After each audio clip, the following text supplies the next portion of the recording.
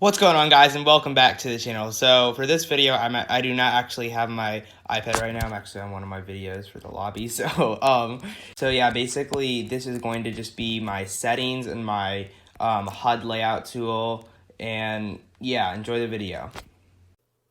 Alright guys, so we're going to start out with my settings. So for display, mobile frame rate, FPS, you're going to always want to be at the highest possible FPS. So my device goes up to 60, they can go up to 120, but a lot of mobile devices just go up to 30, but just make sure you're at the highest possible you can get. And then I don't really know what this graphics thing is, it was at 1%, so I just kept it at 1%. And then auto set quality, auto set it. This will prevent a lot of lag. And then put your quality presets at low. This will prevent a lot of lag.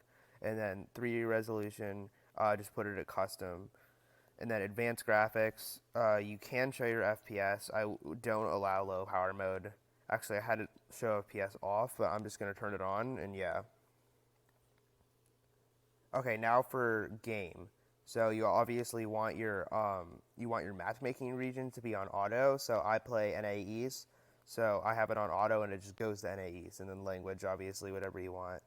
Movement, toggle sprint off, sprint by default on, sprint cancels reloading off, auto open doors. Now this is actually kind of a important one. So a lot of people keep this off, and I think the default is off, but if you turn it on and you're like editing something and you're trying to edit like the bottom right 3 and you accidentally edit the 2, then it'll make it Zor. And then you don't have to like try to edit again, it just auto opens it, and that's kind of really important. So unless your like gameplay is kind of like sneaky, then you're going to want to definitely have that on. All right, combat. Hold the SWAT pickup off, toggle targeting on, mark danger when targeting on, auto pickup weapons. That's kind of optional, but I have it off. Auto sort consumables to higher slots. I would turn that on. And then reset building choice, I would turn that on. That means that you always have a wall whenever you press your build, so it's not just whatever you had last. And then turbo building, obviously on. Edit with touch. I have that on, but you'll see when I go to my HUD that there's something so I don't edit with touch. But I'll explain that later. Confirm edit on release. This is something I have on, and some people have this off, but I just think I have it on, and you'll see why later. Tutorial contextual tips on. I don't even know what that means. Extra game options. Invert view off. Invert airborne controls on, turbo delete and creative mode on, blah blah blah. I don't think any of that stuff really matters, but yeah. Okay, now on to HUD options. So you're just going to want to have everything on here except for creative runtime performance stats. If you turn that on, you'll get a lot more lag. And your debug stats, I think that autos to off, but that like says like what your ping and stuff is. So if you want to have that on, you can. It doesn't really matter, but I think the auto for that is off, so make sure to check that. All right, touch and motion. So for the fire mode, this is kind of a debatable thing. I am actually kind of different on this one. I have tap anywhere only. Obviously, a lot of mobile players have auto fire on. I would not recommend that. It is a lot harder to build and play strategically when you have auto fire on, and although it gives you really good aim and stuff, and a lot of people call it aimbot, it does give you better aim, but it's just not worth it, trust me. In the long run, you're going to want either tap anywhere or dedicated button. You probably would want dedicated button, but I'm just so used to tap anywhere that that's what I have. Alright, now to the sensitivity. So my touch sensitivity is at 47%.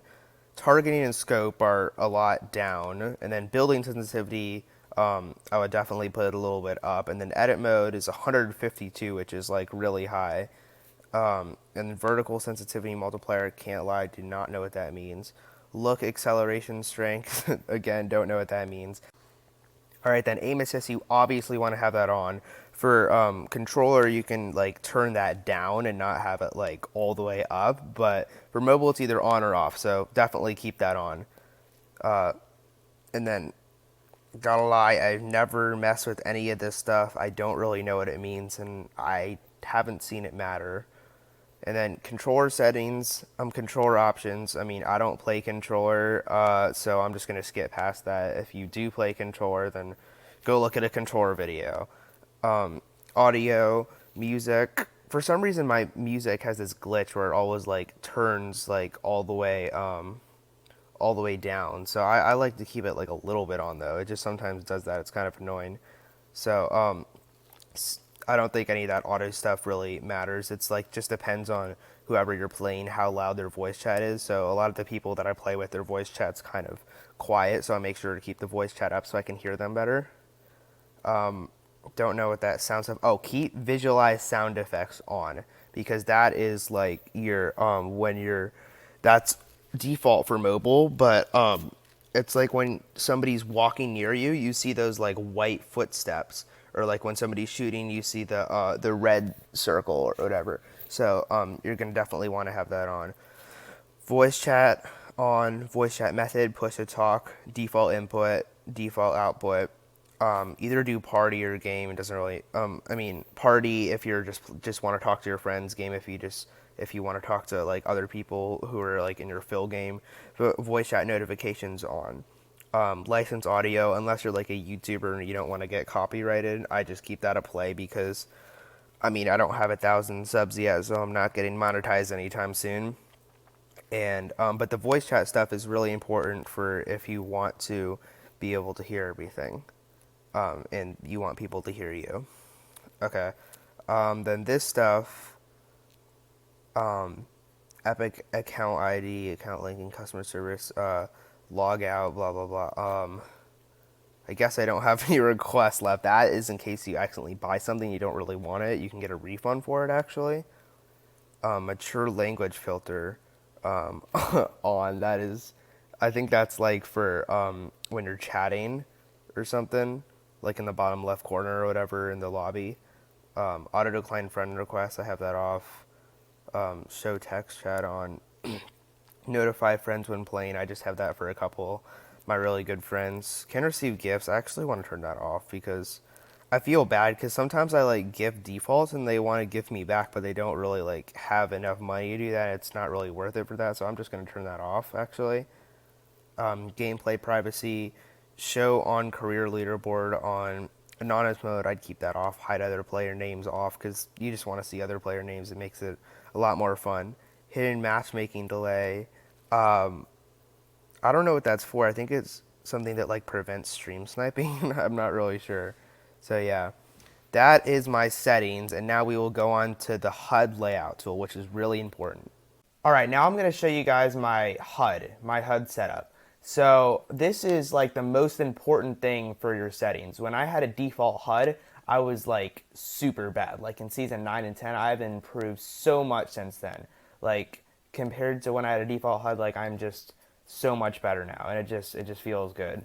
So I'm just gonna go over the important things. Like I'm not gonna talk about like the emote buttons or like the marker button or the map. Like you guys can figure that out. But what I am gonna say is the squad member thing. I would definitely like move it from like whatever it is like right here or something to over here because it gives you a lot of more space like around this area. And so yeah, you just want to clean that up. So I would actually recommend changing that part of it. And then I have my four little build tools right there, and those are also with the gun. So you'll start with something that looks like this right here, but no, you want to change it so you have individual for each button, and so you can maybe set it up like this, and then you'll have your pickaxe here and your fifth thing there because usually that's just heals or something, and it's not really that important. Then you'll have your build here, your crouch over here, your jump there, your throw there.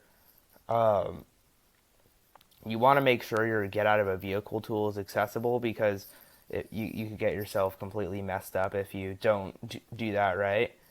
And then here's where the important stuff comes in. So so my aim and all this stuff, that's not what I'm talking about. Yeah, you put your aim there and you put your pick up button there, but the editing, this is what's important. So what I do when I edit is I touch the button on the left to start the editing, and then I use this one to crosshair edit with. And you will definitely want to use these two buttons because crosshair editing, trust me guys, it's just so much easier than touch editing. And don't start getting to the bad habit with touch editing. That's a mobile only thing, and there's a reason why all other platforms are crosshair editing. So you definitely want to do it like this. And that's about it. Thanks so much for watching, guys. If you want to copy these settings, then go for it. See you in the next one.